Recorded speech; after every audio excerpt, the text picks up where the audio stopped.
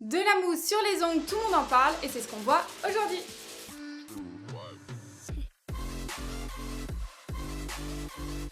Salut à tous, j'espère que vous allez bien. Ça faisait un petit moment que je voulais vous présenter l'effet mousse sur ma chaîne. J'ai eu la chance de le faire sur une cliente, je trouve ça magnifique, alors on découvre ça ensemble. Une fois les mains désinfectées, trop important, je retire les anciens bijoux avec une grosse pince, que je n'utilise pas pour la manucure, juste pour le retrait des décors, et ensuite je peux enlever la couleur à la ponceuse. Et méfiez-vous des strass qui semblent inoffensifs et qui risquent d'abîmer vos embouts.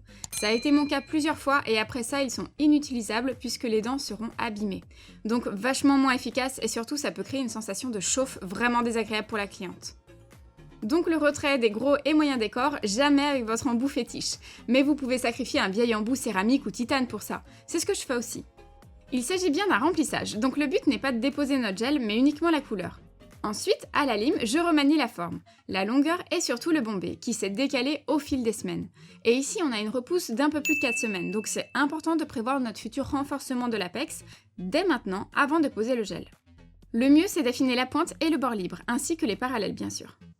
Et toujours avec une lime adaptée. Donc pour cette presta, j'utilise une lime à grains épais en 80-80. Pour bien dégager la plaque de l'ongle, j'utilise mon embout flamme. Il est idéal pour repousser la cuticule sans jamais blesser. Et il me permet de gommer les petites peaux si nécessaire. Mais pour ça, je préfère les têtes rondes encore plus adaptées. Et systématiquement, je travaille de la droite vers la gauche, en tenant mon embout le plus couché possible, pour ne jamais planter la pointe en direction de l'ongle. Et si vous êtes un peu démuni et que vous ne savez pas par où commencer, démarrez assez bas sur la droite vers les hangnails et remontez gentiment jusqu'à passer sous les petites peaux pour les décoller proprement et délicatement en toute sérénité. Ce n'est pas toujours utile, mais comme moi, vous pouvez changer d'embout pour peaufiner la manucure et apporter toujours plus de précision. Ça, c'est vraiment selon les besoins et l'implantation des ongles de chacun. Perso, je préfère avoir un max d'embout sous la main, c'est plus sûr. Et logiquement, une fois le travail mâché entre guillemets, je n'ai plus qu'à couper avec ma pince de précision. Et pour un résultat optimal, je suis le même mouvement. Un conseil, installez-vous toujours sur un tabouret à roulettes et ergonomique c'est mieux. De cette façon, vous bougerez facilement sans avoir à vous tordre les vertèbres et vous casser le dos. Du bon matériel est très important, aussi bien pour soi que pour le résultat de la pose. On aurait tendance à le négliger au début, mais mieux vaut se mettre toutes les chances de son côté pour réussir. Et son propre confort en fait partie. Avant de toucher au gel, je pose mon nail prep pour sécuriser et être certaine que la plaque soit déshydratée. Le line out pour sceller les faibles décollements et mon primer sans acide pour créer une adhérence bonus, étant donné que je n'utilise jamais et ce depuis des années de gel de base, qui est à mes yeux absolument inutile. Surtout une fois cette étape faite, j'éloigne les mains de mon modèle de toute fibre vêtement éventuelle pour éviter les intrus. Pour son remplissage, je me suis servi du Builder Gel Clear d'Indigo, qui ne chauffe pour ainsi dire pas sous la lampe. L'essentiel lorsque j'utilise du gel, c'est de penser à renforcer l'apex, qui concerne le bombé, et surtout de border l'ongle. Donc avec mon pinceau, je viens longer l'arête tournée vers l'intérieur pour consolider gel et ongle entre eux. Ça évitera les décollements et autres infiltrations, donc autant vous dire que c'est essentiel.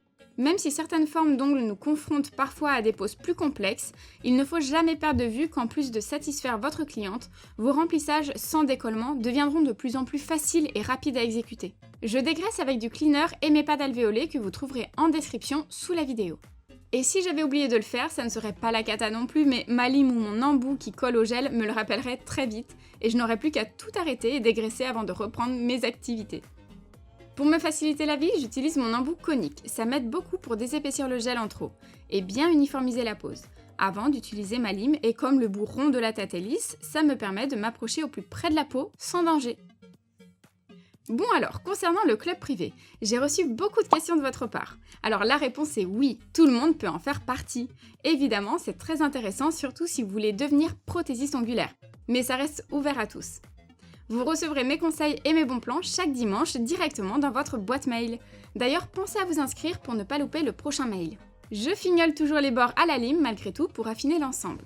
Mais maintenant, c'est une faible pression que j'exerce. Le plus gros a été fait à la ponceuse. Il me suffit donc de remonter ma lime de bas en haut pour obtenir un look soft sans paquet. Et de m'assurer que le gel n'est pas coulé. Si c'est le cas, comme ça, je n'ai qu'à limer à peine les côtés en prenant garde de protéger la peau. Plus précisément le repli cutané qui encercle l'ongle de ma cliente en pinçant légèrement dessus. Par contre, même si ça semble nickel, je ne me passe jamais d'un bon coup de bloc 4 faces sur les 10 doigts. Ça me rassure quelque part et c'est super utile pour gommer les petits passages de lime et les traces. C'est ultra rapide donc ça vaut vraiment la peine. Et pour toujours maintenir un ongle bien droit et rehaussé, bien curvé naturellement, sans épaisseur disgracieuse, je ne me prive pas d'un petit passage à la ponceuse. Il faut être bien ferme et ne pas riper, par contre sinon on casse toute sa construction. Pour garantir une pose sans aspérité, je dépoussière toujours les angles. Ça a l'air de rien, voire de chipoter un peu, mais il me semble que c'est dans les détails qu'on obtient un résultat impeccable. Démarrons sans attendre, et pour ça j'ai posé le vernis Vétro sur les auriculaires, annulaires et les index, en 2 fines couches toujours, et catalysé 60 secondes minimum entre chaque passage. C'est très important de ne pas trop se presser. J'applique toujours mon semis doigt après doigt, ça évite que le vernis ne se rétracte en bougeant. Et poser sa couleur en épaisseur ne garantit pas une opacité irréprochable, mais surtout le risque que le vernis frise, alors j'essaye d'être patiente et de bien étirer la matière avant de passer dans la lampe. Il s'agit d'une teinte prune adaptée à la saison, j'ai envie de dire, donc en plus de profiter de la nouvelle tendance en vogue sur Insta, avec cet effet bulle, elle ne devrait pas se lasser de sa pose, donc c'est une valeur sûre.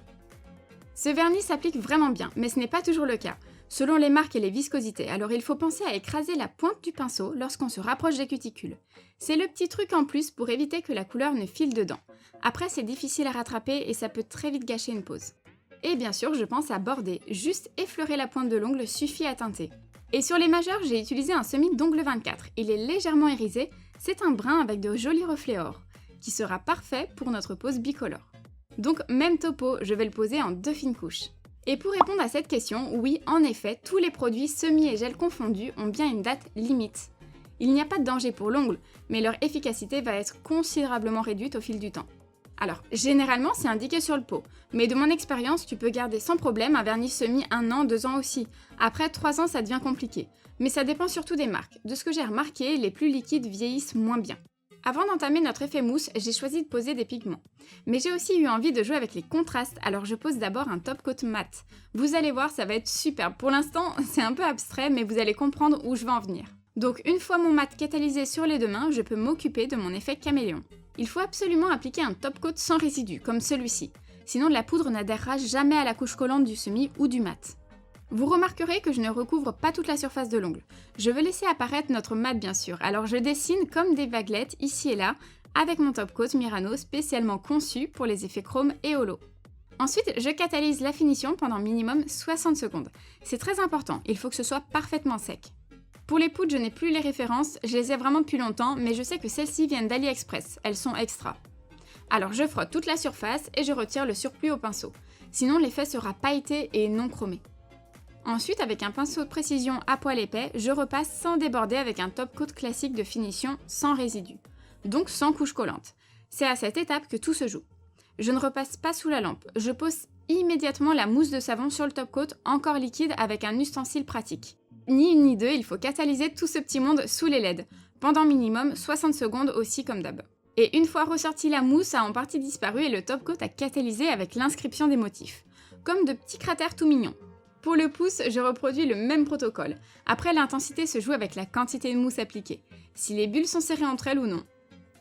Par contre, sur les 2 pouces, j'ai voulu essayer avec un vernis cat size pour changer des poudres et c'est tout aussi bien, voire du coup ça limite les épaisseurs, le résultat est quasiment identique. J'ai ajouté une petite touche pour personnaliser la pose en dessinant les contours de la poudre, et de l'effet mousse avec un color gel noir bien pigmenté et surtout sans résidus, car c'est vraiment la touche finale, ensuite je ne pose plus rien dessus. En fait, après ça, il ne faut pas recouvrir la mousse catalysée avec du top coat, sinon elle va complètement disparaître, puisqu'elle-même est transparente, du fait qu'elle soit emprisonnée dans le top coat clear. Nos bulles prennent juste la couleur de la poudre en dessous, sinon elles ne sont pas teintées. Si vous voulez obtenir un effet lisse en recouvrant le motif avec du top coat, pour éviter le relief qu'il y a actuellement au toucher, il faudra absolument catalyser la mousse dans un vernis de couleur. Si ça vous intéresse, dites-le moi et j'essaierai de vous montrer ça en Insta Story sur des tips par exemple. En tout cas, je dois dire qu'au début j'étais un peu sceptique, je trouvais que ça faisait un peu too much, mais par touche, je trouve ça carrément trop beau. Bien sûr, je pense qu'une petite goutte d'huile pour bien hydrater est méritée. Est-ce que le résultat vous plaît? Et surtout, allez-vous reproduire cet effet aussi? Je trouve que c'est super fun et je suis carrément fan du total look. J'ai hâte que vous veniez voir les photos que je viens de publier sur mon feed Insta. En plus, comme ça, vous pourrez voir tous les détails. Et voilà, c'était l'effet mousse, j'espère vraiment que ça vous a plu. Si c'est le cas, laissez-moi un petit pouce bleu. Et évidemment, pensez à vous abonner. On se retrouve du coup dimanche pour le mail du club privé et mardi pour la nouvelle vidéo. Ciao!